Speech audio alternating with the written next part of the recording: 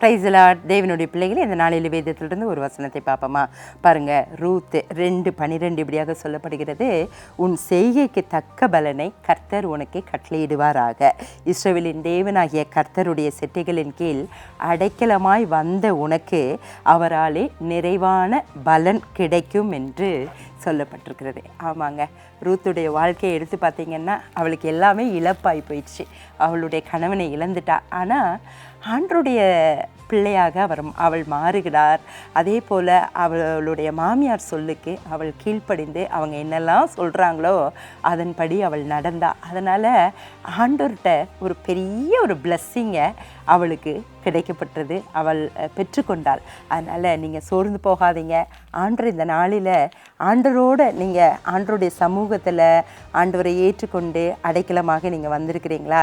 நிறைவான பலன் இந்த நாளில் உங்களுக்கு உண்டாயிருக்கிறது. இயேசு இந்த நாளை உங்களுக்கு ஆசீர்வாதமாக மாற்றி கொடுப்பாராக.